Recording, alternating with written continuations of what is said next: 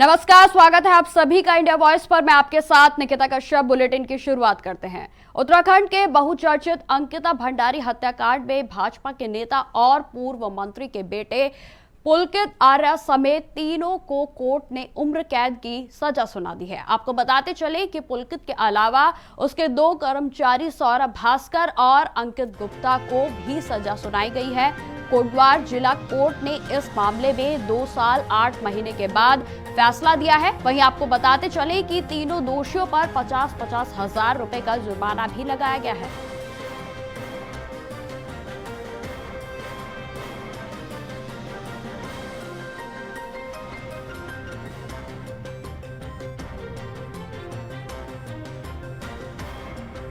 तो आपको बताते चले कि उम्र कैद की सजा जो है वो उसमें इन तीनों आरोपियों को दोषी करार दिया गया है, जिसमें कि आप ये तस्वीरें देख रहे हैं। आपको बताते चले कि पहला जिसमें नाम है पुलकित का, दूसरा नाम है अंकित और वहीं तीसरा नाम सौरभ का है। तो आपको बताते चले कि यह बहुचर्चित जो हत्याकांड है, आज इसमें कोटद्वार कोर्ट ने फैसला सुना दिया है और तीनों को उम्र कैद की सजा सुनाई गई है। जिसपे आपको हम ये बता दें कि ये जो तस्वीरें हमें इस समय आपको दिखा रहे हैं, तीनों दोषियों को न्यायालय की ओर से सजा सुना दी गई है। आज फैसला इसमें हो चुका है। कठोर आजीवन कारावास की सजा तीनों ही अभियुक्त पुलकित आर्या, सौरभ भास्कर, अंकित को सुनाई गई है और साथ साथ उनको 50,000 रुपये का जुर्माना भी करा है और अन्य धाराओं में भी जैसे 201, 304D में भी उनको अलग अलग सजा सुनाई गई है। सर, कोई टिप्पणी जज ने करी है इसको सुनवाई करते हुए? टिप्पणी से ज्यादा टिप्पणी, जो कठोर कारावास का मतलब यही होता है। केस के बारे में क्या उन्होंने कुछ कहा? आपने कुछ सुना है? उन्होंने यही कहा कि इनको कठोर आजीवन कारावास दिया जाता है इनके कृत्य के लिए। तीनों अभियुक्तों को धारा 302 के तहत आईपीसी के तहत लाइफ इम्प्रिजमेंट, आजीवन कठोर कारावास जिसे कहेंगे, 50,000 रुपये का जुर्माना, 201 आईपीसी में 5 साल का कारावास प्लस जुर्माना और 354A आईपीसी में 2 साल का कारावास प्लस जुर्माना हुआ है। और पीड़ित पक्ष को जो अंकिता के माता पिता, उनके परिवार को 4 लाख रुपए बतौर मुआवजा देने की बात कोर्ट ने अपने जजमेंट में कोड की है। और ये पूरे उत्तराखंड के लिए नहीं, पूरे देश के लिए ये जजमेंट एक नज़ीर बनेगा। और लोग आज जो लोग न्याय की गुहार लगा रहे थे, शायद आज उन्हें न्याय मिल पाए। देखिए, अभी मेरी बात नहीं है, उनके माता पिता अंदर हैं। अभी जजमेंट क्योंकि अभी जस्ट ही प्रोनाउंस हुआ है, मुश्किल से 3 मिनट का समय हुआ है, तो पीड़ित परिवार, उनके संग काफ़ी लोग हैं, उन्हें सांत्वना बना रहे हैं और काफ़ी हद तक अब बात होगी कि, लेकिन हमारा सभी जनता का ये कहना था कि इसमें फांसी तक का इसमें जानी चाहिए थी सज़ा। लेकिन प्रोसिक्यूशन और कोर्ट, अब लास्ट अंतिम कोर्ट का फैसला है। कोर्ट ने जिस तरीके से जाना कि भाई ये रियर से रियर मामलों के श्रेणी में नहीं आता, इस वजह से शायद फांसी की सज़ा नहीं दी गई, इसमें लाइफ इम्प्रिजमेंट हुआ। तो अब आगे पीड़ित परिवार का पक्ष है कि वो आगे जाना चाहें और क्वांटम पे कि क्वांटम बढ़वाना है, तो अभी रास्ता खुला हुआ आगे के लिए। इसमें तीनों अभियुक्तों को आजीवन कारावास हो गई है, 302 में कन्विक्ट हो गए हैं और 201 में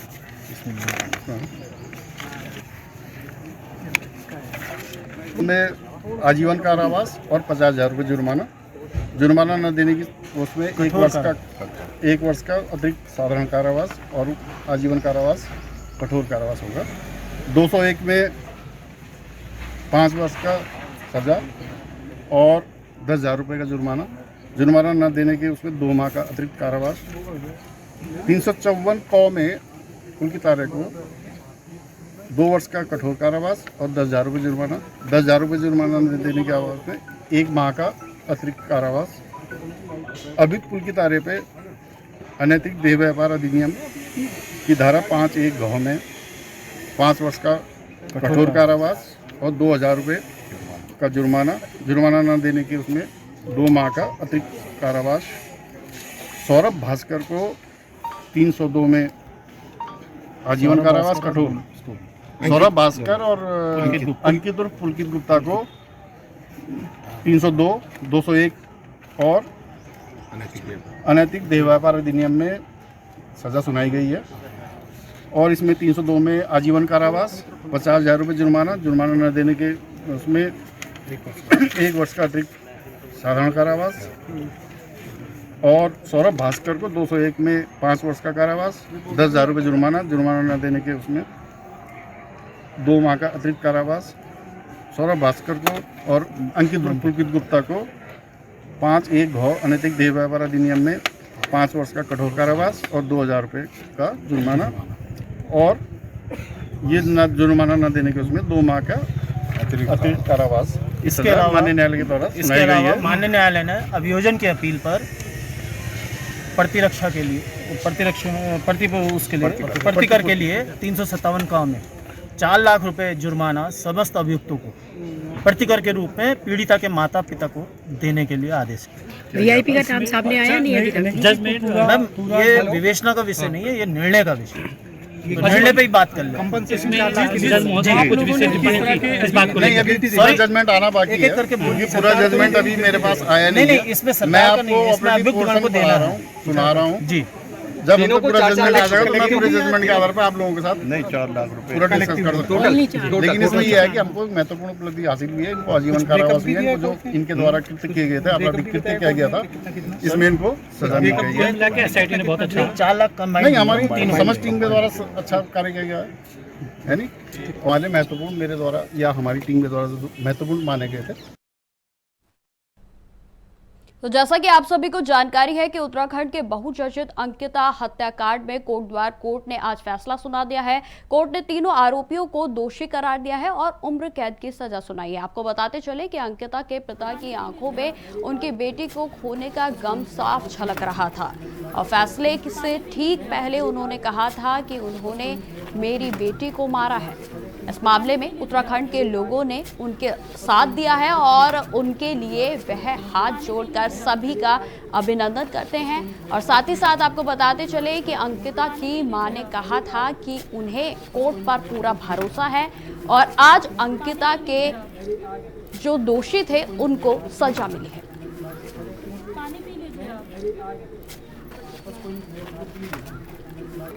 मैं इससे संतुष्ट नहीं हूँ, क्योंकि मैं भी इन्हें ऐसी देखना चाहती हूँ अपने आंखों के सामने, जिस तरह से इन्होंने हमारी जिंदगी मौत से बेहतर बना दी। हम तो हमारी जिंदगी कैसी है ये आप सभी जानते हैं। मैं नहीं चाहती थी जिस तरह से उन्होंने मेरी बेटी के साथ किया, किसी अन्य बेटी के साथ वो ऐसा करे। इन्हें फांसी की सजा होनी चाहिए थी। मैं संतुष्ट नहीं हूँ।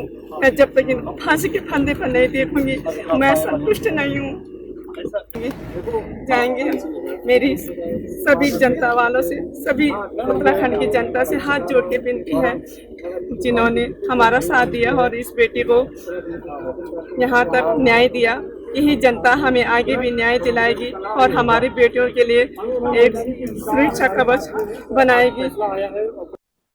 खबरों में आगे बढ़ते हैं। ऑपरेशन सिंदूर की सफलता पर मुख्यमंत्री पुष्कर सिंह धामी ने सैनिकों से संवाद कार्यक्रम में प्रतिभाग किया और जिसमें उन्होंने ऑपरेशन सिंदूर में सेना का शौर्य की सराहना करते हुए इस दौरान उन्होंने यह भी कहा कि पूर्ववर्ती सरकारों पर भी निशाना साधते हुए उन्होंने कहा कि पूर्ववर्ती सरकारों ने सेना को सशक्त नहीं बनने दिया, लेकिन प्रधानमंत्री नरेंद्र मोदी के नेतृत्व में सेनाओं को न सिर्फ सशक्त किया गया है बल्कि निर्णय लेने की शक्ति भी दी गई है।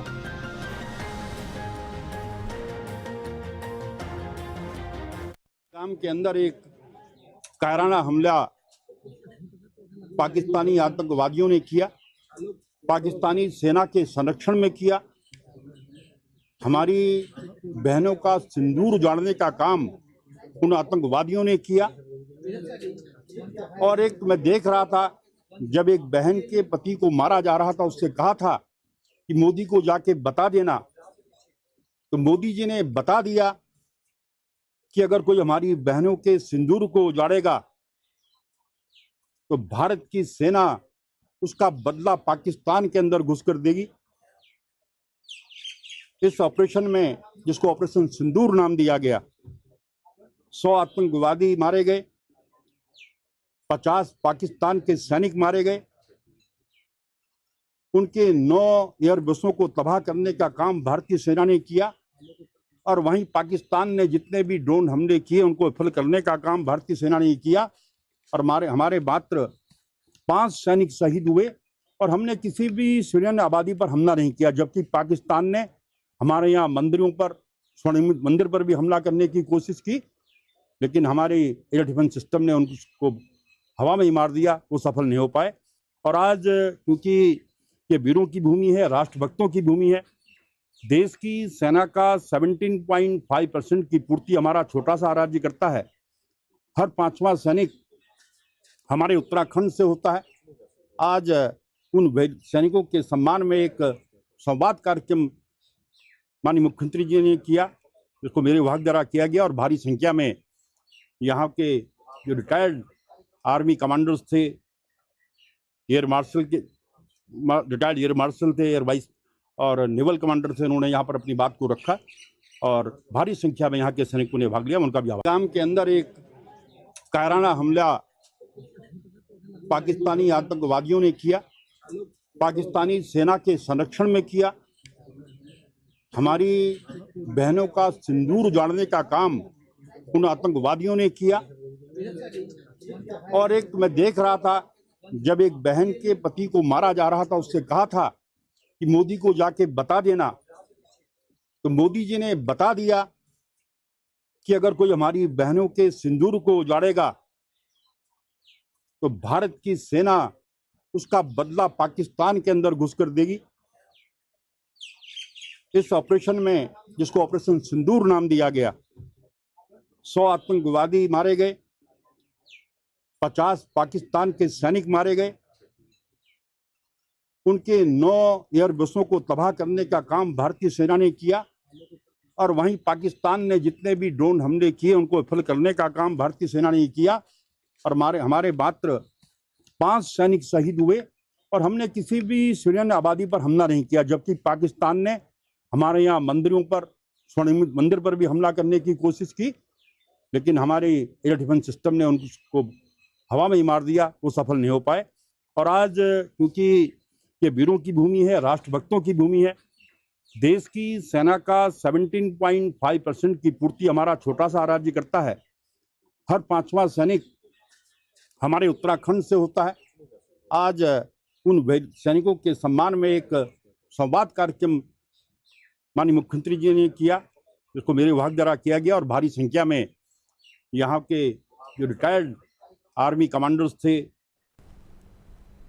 खबरों में आगे बढ़ते हैं। अब खबर रुड़की से है, जहां नगर पंचायत ने बरसात में डेंगू जैसी गंभीर बीमारियों से निपटने के लिए पूरे तरीके से तैयारी कर ली है। आपको बताते चले कि जिसमें नालों की साफ सफाई निरंतर रूप से की जा रही है, तो वहीं कीटनाशकों की दवाई का भी छिड़काव पूरे तरीके से किया जा रहा है। जनता से अपील करते हुए नगर पंचायत अध्यक्ष किरण चौधरी ने कहा कि बरसाती मौसम आ रहा है और बीमारियां भी साथ साथ में आ रही हैं और सभी इसके बचाव के लिए कहीं पर भी पानी को जमा ना होने दें।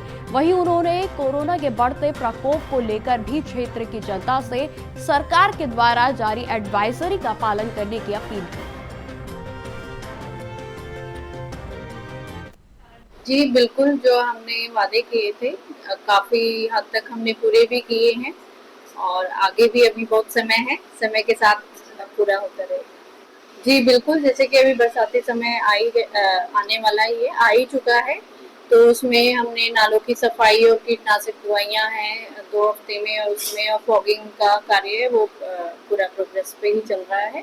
और जैसे कि हमारे 5 बड़े नाले हैं। जी बिल्कुल, अब बरसाती मौसम आ रहा है, बीमारियां भी साथ साथ आ रही हैं, तो इसके लिए हम चाहेंगे कि आप अपने आसपास का एरिया साफ रखें और साफ सुथरा रखें। कोई भी परेशानी हो ये आप हमसे बोल सकते हैं। ये भी सुनने में आ रहा है कि कोरोना के कुछ मामले सामने आ रहे हैं, उत्तराखंड में भी आए हैं, तो हम ये सबसे कहेंगे कि एहतियात बरतें और समय के अनुसार जैसे पहले निकला।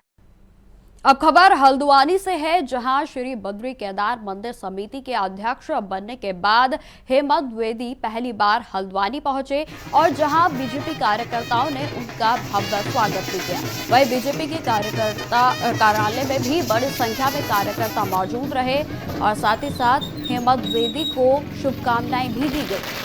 इस दौरान हेमंत द्विवेदी ने मुख्यमंत्री पुष्कर सिंह धामी, भाजपा प्रदेश अध्यक्ष महेंद्र भट्ट के साथ साथ अन्य सभी गणमान्य लोगों का धन्यवाद भी किया। आपको बताते चले, उन्होंने इस दौरान कहा कि मैं पूरी निष्ठा और ईमानदारी से अपनी जिम्मेदारियों का पालन करूंगा, श्रद्धालुओं को किसी भी तरह की असुविधा ना हो और उनकी यात्रा को सरल, सुरक्षित और व्यवस्थित बनाने के लिए मंदिर समिति लगातार काम कर रही है और तीर्थ पुरोहितों से भी संवाद किया जाएगा।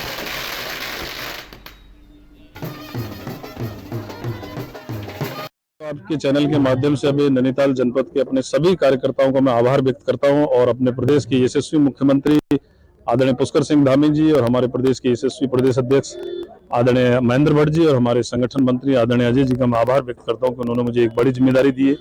जैसा कि आप सब जानते हैं कि जो श्री बद्रीनाथ केदारनाथ मंदिर जो हम समिति है, एक बहुत बड़ा धाम हमारा जो है कि यहाँ पर पूरे देश के अंदर, देश नहीं पूरी दुनिया से यहाँ पर लाखों तीर्थयात्री यहाँ पर तीर्थयात्रा के लिए आते हैं। हमारे यशस्वी प्रधानमंत्री उनके मार्गदर्शन में और हमारे प्रदेश के यशस्वी मुख्यमंत्री के मार्गदर्शन में यात्रा बहुत ही सुंदर और बहुत अच्छी प्रकार से चल रही है। कल तक जहां अभी तक 36 लाख लोगों ने जो है कि पंजीकृत जो है कराया अपने आप को और आज सुबह तक 11 लाख लोगों ने श्री बद्रीनाथ जी और श्री केदारनाथ जी में दर्शन किए। हम सब उसके लिए वचनबद्ध हैं कि देश दुनिया से आने वाले सभी तीर्थयात्रियों को सुगम और सरल जो है कि दर्शन की व्यवस्था कराए। अब खबर रुड़की से है, जहां अटल उत्कृष्ट राजकीय इंटर कॉलेज में प्रतिभा सम्मान और लोकार्पण समारोह का भव्य आयोजन किया गया। मुख्य अतिथि के रूप में उत्तराखंड के कैबिनेट मंत्री और शिक्षा मंत्री डॉक्टर धन सिंह रावत मौजूद रहे। आपको बताते चले कि कार्यक्रम का शुभारंभ दीप प्रज्वलन एवं वंदना गायन के साथ किया गया और इसके बाद बोर्ड परीक्षाओं में अच्छा प्रदर्शन करने वाले छात्र छात्राओं को प्रमाण पत्र और स्मृति चिन्ह देकर सम्मानित किया गया। उन्होंने शिक्षा विभाग में 11 करोड़ रुपए की लागत से एक तो 66 स्कूलों के लिए शौचालय के लिए निर्माण के लिए पैसा दिया है। दूसरा, हमने 23 स्कूलों में अतिरिक्त कक्ष के लिए पैसा दिया है। तीसरा, हमने लगभग 15 स्कूलों में बच्चों के लिए भौतिकी विज्ञान, जीव विज्ञान और रसायन विज्ञान की लैब के लिए पैसा दिया है। फिर हम लोगों ने कई विद्यालयों में जो जीर्ण शीर्ण विद्यालय थे उनके लिए भी पैसा दिया है और आज जो हमारे टॉपर बच्चे थे उनको भी सम्मानित किया है। जिन बच्चों ने खेल में बहुत अच्छा काम किया है या उन्होंने मेरिट में आए हैं, टॉपर्स की मेरिट में भी आए हैं और खेल में भी उन्होंने राज्य स्तर पे जो है जो बच्चे फर्स्ट सेकंड थर्ड आए उनको भी आज हमने सम्मानित किया है। और मैं कह सकता हूँ कि शिक्षा विभाग अब हमारे 17,000 स्कूल हैं जितनी पूरे प्रदेश में, वहाँ हम बिल्डिंग भी दे रहे हैं, सारे बच्चों के लिए फर्नीचर भी इसी साल हमने दे दिया है, शौचालय भी दे रहे हैं, बच्चों के लिए किताबें भी दे रहे हैं। इस साल से हमारी सरकार, हमारे मुख्यमंत्री जी और शिक्षा विभाग जो है बच्चों के लिए निःशुल्क कॉपियाँ भी दे रहे हैं। सर, अगर बात करें रुचि की तो यहाँ पर ये जो है हम शिक्षा विभाग की तरफ से सारी चीज़ें दे रहे हैं और आज मुझे बहुत अच्छा लगा कि यहाँ पे सारे टॉपर बच्चे भी आए थे। जिन बच्चों ने खेल में हमारे प्रदेश में अच्छा हमारा नाम कमाया वो बच्चे भी आए थे। तो आज काफ़ी यहाँ पे जो है कार्यक्रम हमने किए हैं और मैं कह सकता हूँ कि हरिद्वार जिले में शिक्षा विभाग की तरफ से कोई कमी नहीं है। यहाँ पे 6 देखिए, अगर कहीं भी जो है अगर लड़कियों के अलग स्कूल की डिमांड होगी तो हम होने वाले। अब यह है कि अगर हमको जमीन मिल जाएगी तो निश्चित रूप से हम जहाँ जहाँ बच्चों की संख्या ज़्यादा है वहाँ हम कन्याओं के लिए स्कूल भी बनाने जा रहे हैं। अब जैसे यही हमारा इंटर कॉलेज है, ये बहुत पुराना इंटर कॉलेज है। यहाँ पे डिमांड थी कि यहाँ आर्ट साइड भी देंगे, तो मैंने आज कह दिया कि यहाँ हम आर्ट साइड के बच्चों को भी अगले वर्ष से एडमिशन जरूर दिलाएं। कुछ कार्यक्रम का लोकार्पण शिलान्यास में कितने करोड़ के और क्या-क्या? देखिए, मैंने कहा कि लगभग 11 करोड़ रुपए की लागत से आज सारे कार्यक्रमों का यहाँ पे लोकार्पण भी हुआ है, भूमि पूजन भी हुआ है और शिलान्यास भी। खबरों में आगे बढ़ते हैं। उत्तराखंड के जंगलों में बाघों के लिए एक नई शुरुआत हो रही है। जी हां, आपको बताते चले कि कॉर्बेट टाइगर रिजर्व से अब 5 और बाघों को राजाजी टाइगर रिजर्व में भेजा जाएगा ताकि न सिर्फ बाघों की संख्या बढ़े बल्कि कॉर्बेट में बढ़ते इंसान बाघ भिड़ंत की समस्या से भी राहत मिल सके।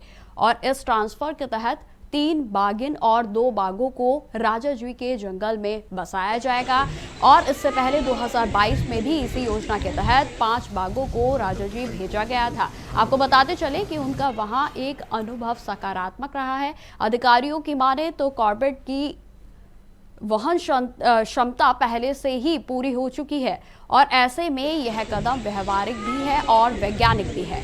बाघों के इस पुनर्स्थापना से जहां जैविक संतुलन बेहतर होगा तो वहीं जंगलों में बाघों की दहाड़ फिर से गूंजेगी और साथ ही इको टूरिज्म को भी एक नया बूस्ट मिलेगा।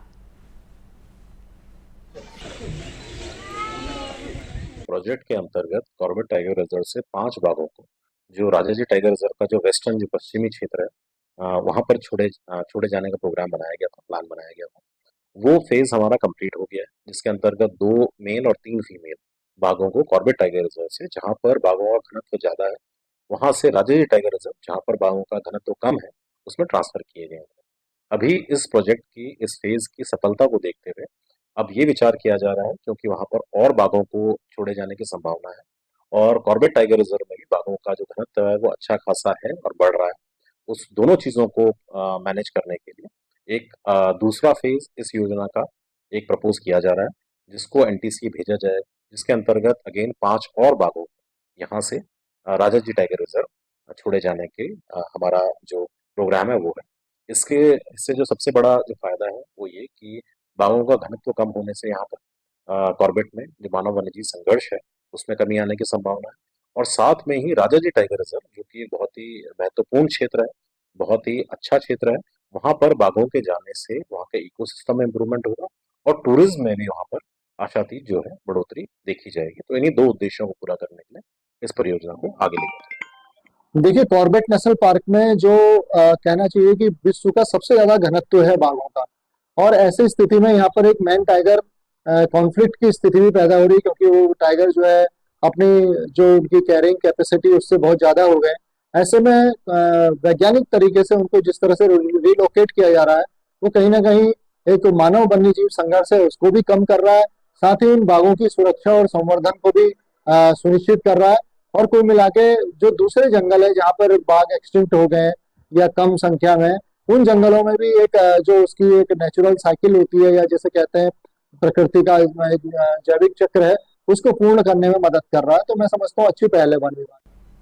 खबरों में आगे बढ़ते हैं। हिंदी पत्रकारिता दिवस के अवसर पर पूर्व मंत्री प्रेमचंद्र अग्रवाल ने शहर के पत्रकारों को सम्मानित किया। उन्हें जनहित के मुद्दों पर और ज्यादा बेहतर काम करने के लिए प्रोत्साहित भी किया और इस मौके पर पत्रकारों को माला पहनाई गई और साथ ही अंग वस्त्र देकर सम्मानित भी किया गया। आपको बताते चले कि उन्होंने हिंदी पत्रकारिता दिवस के अवसर पर राज्य के सभी पत्रकारों को बधाई और शुभकामनाएं देते हुए उनके उज्जवल भविष्य की प्रार्थना की।